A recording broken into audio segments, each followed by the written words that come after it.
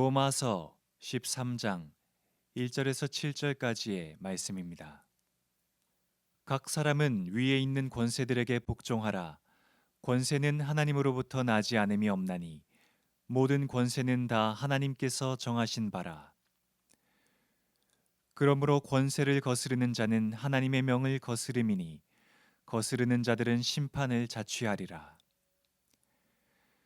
다스리는 자들은 선한 일에 대하여 두려움이 되지 않고 악한 일에 대하여 되나니 네가 권세를 두려워하지 아니하려느냐. 선을 행하라. 그리하면 그에게 칭찬을 받으리라. 그는 하나님의 사역자가 되어 내게 선을 베푸는 자니라. 그러나 네가 악을 행하거든 두려워하라. 그가 공연히 칼을 가지지 아니하였으니 곧 하나님의 사역자가 되어 악을 행하는 자에게 진노하심을 따라 보응하는 자니라. 그러므로 복종하지 아니할 수 없으니 진노 때문에 할 것이 아니라 양심을 따라 할 것이라. 너희가 조세를 바치는 것도 이로 말미암음이라. 그들이 하나님의 일꾼이 되어 바로 이 일에 항상 힘쓰느니라. 모든 자에게 줄 것을 주되 조세를 받을 자에게 조세를 바치고 관세를 받을 자에게 관세를 바치고 두려워할 자를 두려워하며 존경할 자를 존경하라. 아멘. 할렐루야, 반갑습니다. 저는 주님의 교회에서 8교구와 큐티 사역부 뷰티풀 페어런팅 센터 사역을 맡고 있는 한시영 목사입니다. 오늘부터 3일간 로마서 말씀으로 하나님의 은혜를 함께 나눌 때에 하나님께서 여러분 한 분 한 분에게 은혜와 위로와 새 힘을 주시기를 간절히 소망합니다. 우리가 좋아하는 찬송가 425장은 주님의 뜻을 이루소서라는 찬송입니다. 그 찬송의 1절의 가사가 이러합니다. 주님의 뜻을 이루소서 고요한 중에 기다리니 진흙과 같은 날 빚으사 주님의 형상 만드소서. 이 찬송 시를 쓴 폴러드 여사는 당뇨와 신경계통의 병으로 많은 고통을 겪으면서도 아프리카 선교사로 가기를 소망했습니다. 그녀는 자신의 모든 것을 바쳐 복음 전하는 일에 헌신하면 그녀의 인생의 모든 길이 열릴 것이라고 생각했습니다. 하지만 그녀의 생각과 달리 그녀의 앞길은 열리지 않았으며 아프리카 선교 모금도 끊기게 되었습니다. 그녀는 하나님이 왜 자신의 간구를 들어주지 않으시는지, 그리고 과연 자신의 기도는 듣고 계시는지 원망하는 마음이 생겼습니다. 그러던 어느 날 기도회에 참석했다가 어느 할머니의 기도를 듣게 되었습니다. 하나님 아버지, 저의 삶 가운데 어떤 일이 일어나도 좋습니다. 그렇지만 오직 주님의 뜻과 섭리만이 이루어지게 하옵소서. 폴러드 여사는 하나님의 일을 한다고 하면서 자기 뜻대로 하려던 일들을 또 지난 날들을 회개하고 그리고 감동받아 이 찬송시를 지었습니다. 사랑하는 성도 여러분, 인생의 여정에서 이해할 수 없는 일들을 만날 때에도 하나님의 주권을 인정하시기 바랍니다. 오늘 하루도 하나님은 언제나 나를 가장 선한 길로 이끄시는 분임을 믿으셔서 그 하나님과 동행하는 복된 하루가 되시기를 예수님의 이름으로 축원합니다. 로마서 13장의 초반부는 하나님 나라 백성이 이 세상에서 어떻게 살아가야 하는지에 대한 가장 기본적인 삶의 방향을 구체적으로 제시하고 있습니다. 오늘의 본문을 한마디로 말하자면 위에 있는 권력에 굴복하고 순종하라라는 것입니다. 사실 성향에 따라서 또는 들으시는 분의 상황에 따라서 다르시겠지만 오늘의 말씀은 어떤 면에서 우리에게 조금은 듣기 불편한 말씀처럼 보입니다. 위에 있는 권세들에게 복종하라는 오늘의 권면이 사실 좋은 지도자라면 순종하지 않을 이유가 없겠지만 권위적이거나 독재적이라든지 상식적이지 않는 지도자들에게는 오늘 말씀에 순종해서 복종하는 것은 정말 쉬운 일이 아닙니다. 사실 이 말은 악한 권력을 포함한 세상 모든 권력에 복종해야 한다는 말은 당연히 아닙니다. 그렇다고 해서 좋은 권세들에게만, 좋은 주인에게만 골라서 순종하라는 말도 당연히 아닙니다. 오늘 본문의 핵심은 권세자들과 다스림을 받는 사람들이 각자에게 주어진 의무와 사명을 다하며 조화로운 삶을 살아갈 것을 우리에게 권면해 주고 있습니다. 여러분, 세상에서 권위와 질서가 무너진다면 어떻게 되겠습니까? 이 세상은 큰 혼란에 빠지게 될 것입니다. 이것은 영적인 세계에 있어서도 마찬가지입니다. 사실 권위에 순종하라는 바울의 권면은 오늘날처럼 민주화된 상황에서 한 권면이 아니었습니다. 바울이 로마서를 쓸 당시에는 네로 황제가 로마 제국을 통치하고 있었습니다. 그는 세상에 둘도 없는 포악하기 이를 데 없는 악한 왕이었습니다. 그럼에도 불구하고 사도 바울은 담대하게 모든 그리스도인들에게 너희는 위에 있는 권세들에게 순응하라라고 권하고 있습니다. 위에 있는 권세를 존중하라는 말입니다. 사도 바울은 좋은 지도자는 존경하고 나쁜 지도자는 존경하지 말라고 하지 않습니다. 구별하지 않았습니다. 그러니 악한 지도자라도 일단 통치권을 가지고 그 나라를 다스릴 때에는 그 권세를 하나님이 주신 줄로 알고 존중하라는 말이었습니다. 우리가 잘 아는 종교개혁자 칼빈은 이런 말을 했습니다.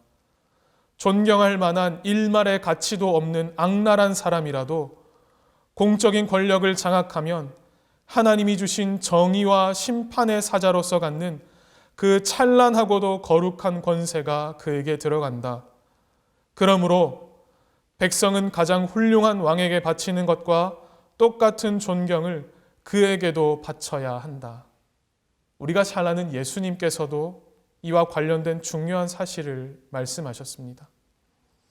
예수님께서는 그 당시 총독이었던 빌라도에게 끌려가서 재판을 받으셨습니다.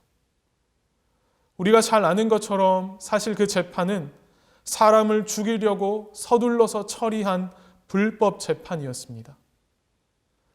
그러나 그 재판정에 서신 예수님은 자기 권리를 주장하지 않으시고 재판을 거부하지도 않으셨습니다. 그리고 예수님께서는 요한복음 19장 11절에서 하나님이 주시지 않았다면 나를 해할 권한이 너에게 없었을 것이다 라고 말씀하십니다. 비록 불법 재판을 하는 빌라도라도 그가 가진 권력은 하나님의 손으로부터 왔다는 것입니다. 민주화라는 미명 아래에 권위를 경멸하는 풍조가 만연하는 요즘 대안 없는 비판들이 넘쳐나고 있습니다. 그러나 권세자들의 그 권세가 하나님으로부터 왔다는 것을 인정하는 사람은 그렇게 함부로 말할 수 없습니다. 이것은 분명 성경적인 태도가 아닙니다. 오늘의 본문은 우리에게 세 가지를 교훈합니다. 첫 번째는 통치자의 권위를 존중하고, 두 번째는 국가의 법에 순종하며, 그리고 세 번째는 국민의 의무를 다하라는 것입니다. 바울은 이것이 바로 세상을 행복한 하나님의 나라로 만드는 비결임을 알았습니다. 이렇게 통치자의 권위를 존중하고 국가의 법에 순종하고 국민의 의무를 다하는 나라 사랑은 신앙 밖의 일이 아니라 신앙에 속한 일이라는 것입니다. 국가 권력이나 통치자의 요구가 우리의 본질적인 신앙과 충돌하지 않으며 예배와 신앙생활을 억압하는 것이 아닐 때에는 우리는 기꺼이 존중하고 따라야 합니다. 하나님의 명백한 의지에 거스르지 않는 한 나라 법에 불복종하는 것은 하나님 자신의 목적을 침해하는 일입니다. 하나님께 순종하는 삶을 살기 원하는 사람은 나라 법과 공권력에도 복종해야 합니다. 나라 사랑은 하나님 사랑의 한 부분이기 때문입니다. 우리는 무엇보다 모든 권력의 근원이시고 주인이신 하나님을 두려워해야 합니다. 정당하고 평화로운 방법으로 그 권리를 행사해야 합니다. 그것이 바로 나라를 사랑하는 일입니다. 우리는 각 사람 위에 있는 권세를 인정하고 순종해야 하는 가장 중요한 이유는 그 권세가 바로 하나님으로부터 온 것이기 때문입니다.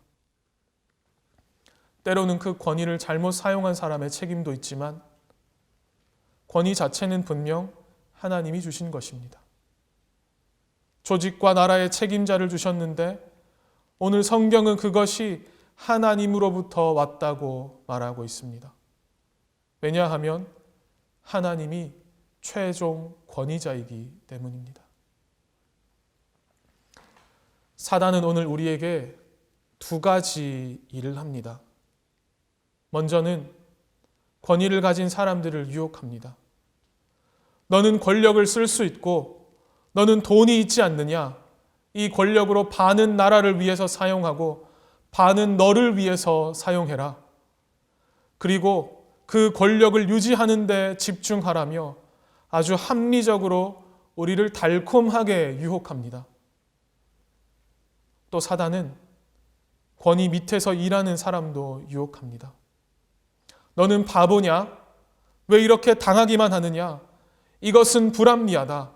말도 안 된다. 끌어내려라. 선동해라. 이렇게 말하면서 권위에 대해서 냉소적인 태도를 가지게 합니다. 사실 위의 두 경우 모두 사단의 유혹은 굉장히 설득력 있어 보입니다. 그렇게 사단은 사람들의 마음을 흥분시켜서 권위에 순종하지 않도록 갈등을 야기시킵니다. 말씀을 정리합니다. 저는 오늘 말씀의 결론을 두 가지로 내려고 합니다.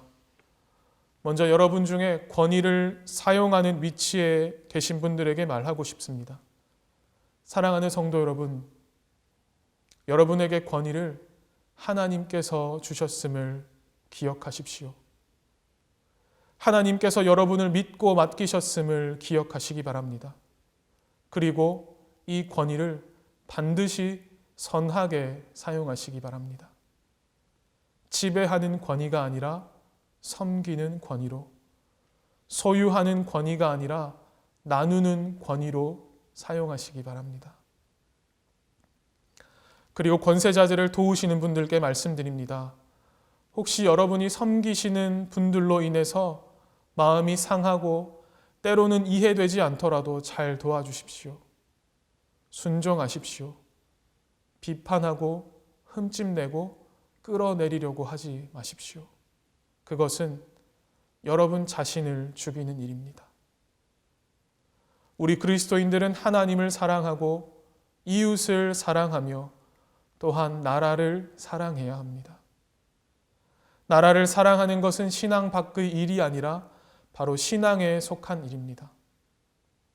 하나님이 세우시고 하나님이 지키시며 주인 되신 이 나라를 우리가 사랑할 때 하나님께서도 우리를 사랑하시며 이 나라와 늘 함께 하실 것입니다. 마지막으로 이야기를 하나 해드리고 말씀을 마치려 합니다. 파이디온 선교회에서 사역을 하셨고 세대로 교회의 담임 목사님이신 양승헌 목사님이 쓰신 크리스천 믿음이라는 책의 한 부분을 소개해 드리겠습니다. 미국 오레곤 주에는 레드우드라는 나무가 있다. 이 나무의 특징은 홀로 서 있는 법이 없고 빽빽한 집단으로 숲을 이룬다는 것이다. 레드우드는 25층 높이까지 자라기도 한다. 어른 10명 정도가 팔을 이어야 안을 수 있을 만큼 규모가 어마어마하다. 그러나 레드우드가 뿌리내린 토양은 거목이 자랄 토양이 되지 못한다. 이들이 자라는 토양은 너무 얕고 단단한 화강암 안반이어서 뿌리가 땅을 뚫고 들어가지 못한다. 그런데 어떻게 그런 거목들이 자라는지 놀랍지 않은가? 비밀은 그 뿌리에 있다. 나무들이 서로 뿌리를 붙들어 줌으로써 쓰러지지 않고 자라는 것이다. 이 나무들은 이렇게 서로 귀히 여기며 나무 공동체를 이루며 살고 있다. 따로 서 있는 것 같지만 뿌리는 하나로 얽혀서 온 힘을 다해 서로를 붙들고 있다. 이들에게 구호가 있다면 나는 너 때문에 서 있고 너는 나 때문에 서 있다가 아닐까. 우리 믿음도 그렇다. 난 너 없이 혼자 설 수 없고 넌 나 없이 혼자 설 수 없다. 이것이 우리의 믿음이어야 한다. 사랑하는 우리 주님의 교회 성도 여러분, 주님의 교회 공동체 안에서 서로 존중하고 서로 사랑하며 모든 사람과 샬롬을 이루어 가실 수 있기 바랍니다. 오늘 하루도 우리에게 주어진 권위를 지혜롭게 사용하고 또 순종해야 할 권위에 기꺼이 복종하며 하나님 나라 백성으로 이 땅에서 복되게 살아가는 하루가 되시기를 예수님의 이름으로 축원합니다.